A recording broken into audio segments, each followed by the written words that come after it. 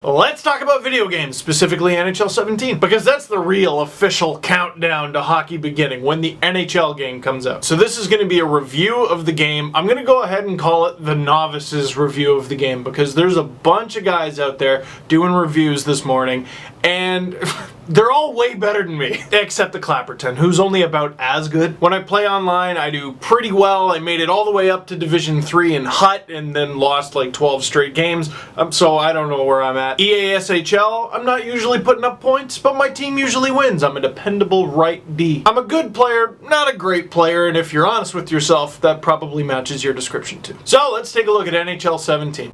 EA Sports. It's in the game. People tend to get really caught up in the modes or the new like goal celebrations or little things you can do. No.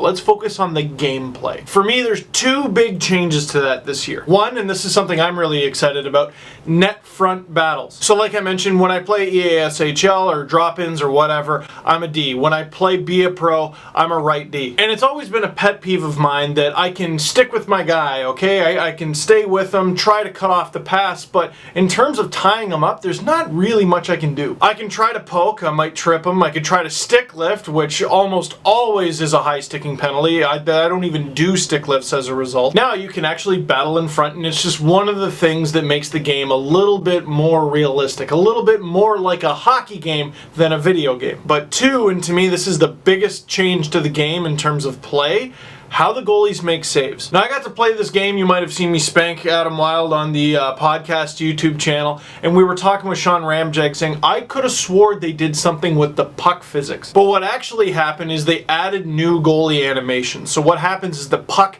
hits them all kinds of different ways, and when you take a shot, you know, anything has a chance of going in. Which is ironic because they got a lot of help from Eddie Lack, so they had the help of an NHL goaltender, and inadvertently the goalies are worse, which isn't exactly true, okay? There are more ways to score, for sure. You'll get a lot more rebound goals, garbage goals, but there are also more ways for goalies to make saves. I've only played maybe a dozen games of NHL 17 so far, and I've already had tons of goals where I said that would have never gone in 16, and a bunch of saves where I go, that's an automatic goal in 16. If you're into be a GM, you like running your own team, making trades and all that stuff, I don't know what else you could want. In terms of the visual presentation, I mean, you can change the hot dog price, for crying out loud. You can do scarf giveaways. There's the spotlight, the mascot, tons of fans. You can all see their individual face now. I mean, you're running a team. But again, take my opinion on this with a grain of salt, because I haven't played Be a GM for a few years now, and it used to be my favorite mode. And the reason is, for me, there's too much. But I might try it again. I mean, maybe so I can be bad at it so you guys can make fun of me. Maybe I'll even do a live stream. A fairly important change to the game, they have new levels of difficulty. So with semi-pro, it's a little bit more of a fun, arcadey type game. There's going to be more goal scoring. It's easier. People keep telling me that semi-pro is last year's pro, which is what I used to play. And I mean, look at some of the things I'm able to do in semi-pro. First shift of the game, I'm taking someone out with Martin Marincin. Injured, done. Backhand goal with Kadri, uncontested in front, easy. Connor Carrick shot, stopped. Nope, it's an oopsie daisy. It's 2-0. And you want to talk about something you won't be able to do in pro? Watch this. Oh, Frankie Corrado steals the puck in front. He just decides to attack two, sends defenders who do nothing, backhand, goal. Frankie Corrado! Semi-pro, where anyone can look like Bobby Orr. And last but not least, Peter Holland. He's got no move. Oh wait, yeah, just take a shot and it'll go in. As you can see, it's semi-pro. After just one period of play, it's 4-0 for me. 15-2 are the shots. 5-0 are the hits. 2:33 to 53 seconds for time on attack. And here's a little compilation of hits too, and the reason I'm showing you this is because not as easy in pro. This goal is an example of something I've seen a lot. One, it's my terrible defense, but two, if you go for a hit, they back up. One thing I've seen a ton of in pro is if the CPU decides that there's no move to be made, you just stop at the blue line and they figure it out from there. And a stark contrast to my semi-pro game, after just one period of play, it's 1-1. Shots are 8-4 for the other team. team. Hits are 3-3. I have 237 time on attack. They have 250. But to me, that says I should be playing this level. I only win about half of the time. It's a very even, challenging game. But if I want to just Harlem Globetrotters kill the other team, I play semi-pro. One thing that I noticed in a lot of my pro games and in the few HUT games that I've played so far, which is a terrible idea because everyone who got their advanced copies is good. So I'm in Division 10 getting smoked by guys who are clearly going to be in like the top 3 divisions. Anyway, I'm going to show you what is as close to a glitch goal as I can find so far. I'll show you with William Nylander in this game. Will Nye is actually excellent in this game. He's got great hands, but you come in on a bit of an angle, you deke to the middle, you go wide, you shoot, you score. It's going to go in at least 50% of the time. And it doesn't matter. You can deke backhand and then shoot forehand, or you can deke to the forehand, shoot backhand. As long as you're going middle, you get the goalie to bite, and then you shoot wide. Now, I was convinced this was a glitch goal because it kept going in on me, and then when I did it on practice mode, I scored like the first 5, 6, 7 attempts, but then the goalie started getting wise to it. And in trying to find this glitch goal, I did actually find another little glitch. So when you go in hard at the goalie, obviously your player's gonna get rocked and fall down, but this is intense! Holy smokes, Will! Oh, don't get hurt. And even when your player's not totally getting rocked, it's not uncommon to see your goalie fling the other player. I'll be interested to see if they fix that, because in a game that I think is the most realistic they've ever made,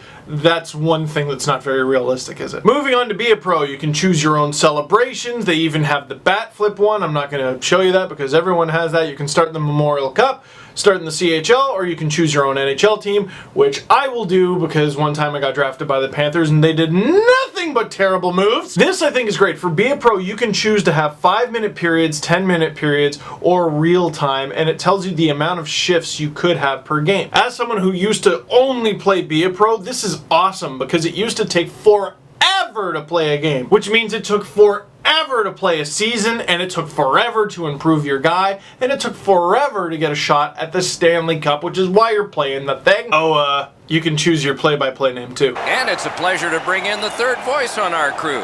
Rinkside, here's Ray Ferraro.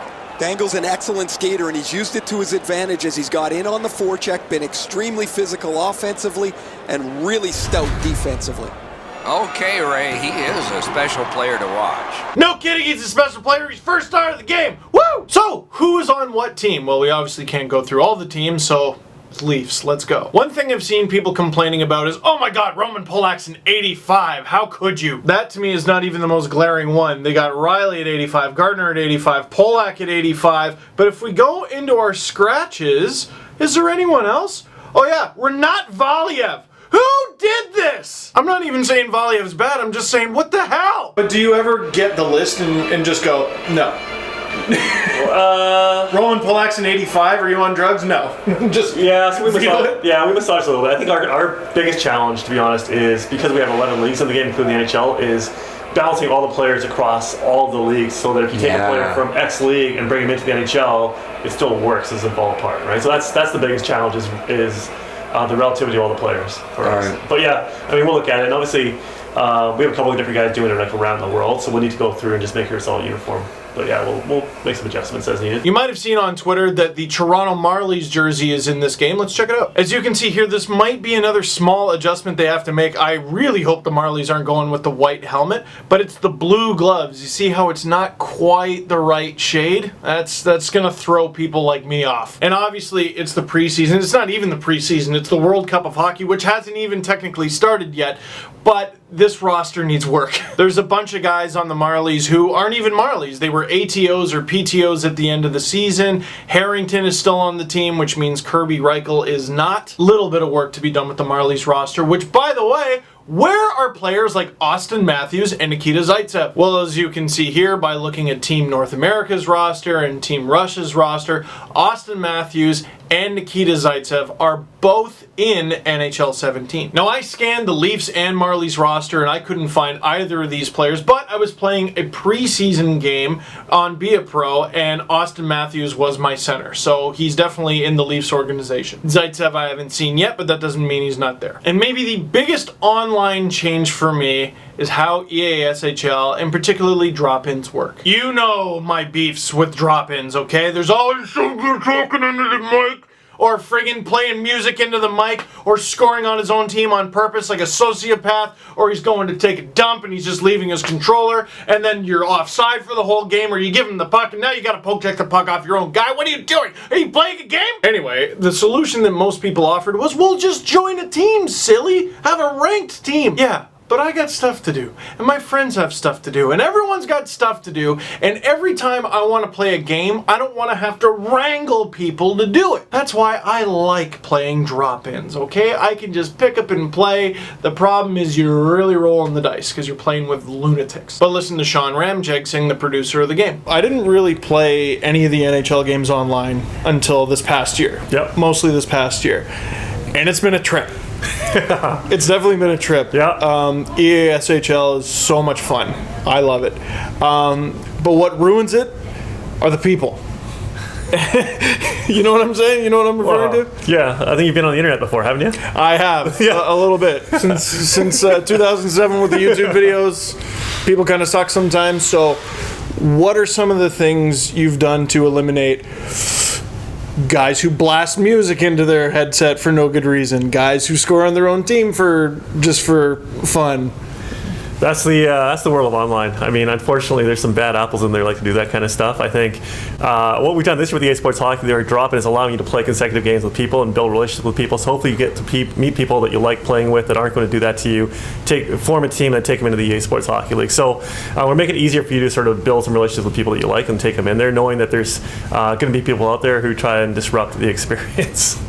This makes it sound a lot less likely that I'll throw my controller through the television now. Thank you. So, do you buy this game? If you're a hardcore NHLer or you usually buy it, you're going to want to buy this game. If you buy it every year, I think there are enough changes in the game to justify buying it this year too. If you don't buy it every year, you maybe buy it every two. I'm not going to say you have to get this. Rammer says that this is the biggest jump from year to year in NHL games since he joined the NHL franchise. I believe him, but he also kind of has to say that. For me, yeah, there are actually quite a considerable amount of changes, not just to the gameplay, but they got a World Cup mode that I didn't even talk about. They got DraftKings, which apparently is big in FIFA. I haven't played it before, but that's in the game. There are enough changes, I think, where you won't feel like you wasted your money. So, that is it for this one. Thank you very much for watching. Click like if you like this video. Click subscribe if you really liked it. Tell all your friends, and tell me what you think about NHL 17. Also, hey, do you want to play me? On PS4, I'm Steve Dangle 10. Add me, I add everyone. It just might take me a second. I have Xbox One as well. I just don't have a copy of NHL 17 just yet, but maybe we'll work that free things angle a little bit. What's the most petty thing you've ever done online? The other day, my goalie, he was just ripping me. I'm a defender. He was saying I'm out of position all the time. Sure enough, I score the game-tying goal. I assist on the game-winning goal. He tries to take the high road by being like, good game, guys. And I'm like, I would just like to take some time to talk about how good I am. And holy f***, I am so good at this game. I am f***ing amazing. Look at that defensive play. Holy shit, buddy. Tell me how good I am. Well, I'm a sore loser. So when people take it to me online, first of all, I don't like that.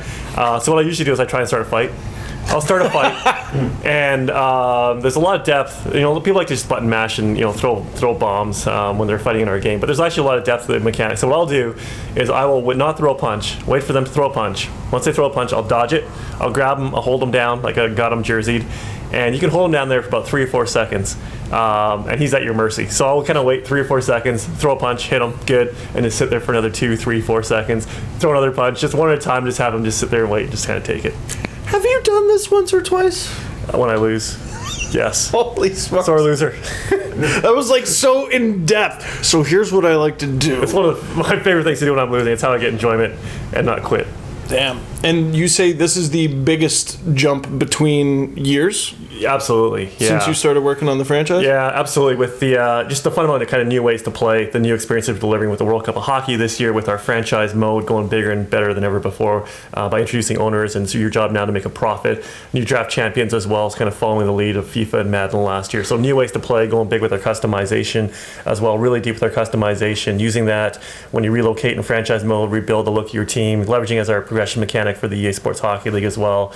Lots of new gameplay with goalies, net battles, and giving more control than ever. And then onboarding too for new players coming in, teaching them the basic controls, how to shoot, how to pass, and also for our advanced users as well, so they can learn the more advanced kind of face-off mechanics and dekes that we have in the game. So lots for everybody. Last thing, we saw some of the changes in NHL 17 in that game where I just stomped Adam Wild. What's pretty close? Okay, it was close. It was the closest 4-0 loss I've ever seen. You're right. What is the what's left for NHL 18? You made some of the net front battles. The puck's a little more lively, but you can adjust the hot dog price, man. Yeah, what's left? There's lots left. So I think we put a game out every single year. We always have an ambitious set of features we want to put in the game, and what people don't get to see is all the stuff that didn't make it into this year's version of the game. So that's the first place we start, reevaluating sort of the stuff that didn't make it in this year, see if it's still relevant, see how the world of hockey changed, see how the world of games has changed. Are the games within sports or even outside of sports that are doing things differently, that are reaching new people or engaging people in a different way that we can leverage back in sports games, taking the feedback from the fans once NHL 17 comes out as well. So there's lots of ideas. There's never any shortage of ideas. Well, thanks for letting me play this game, and thanks for letting me just kill my friend. Nice job with the 4-0 stomping. It was a stomping. Thank you. It was pretty convincing. Sweet.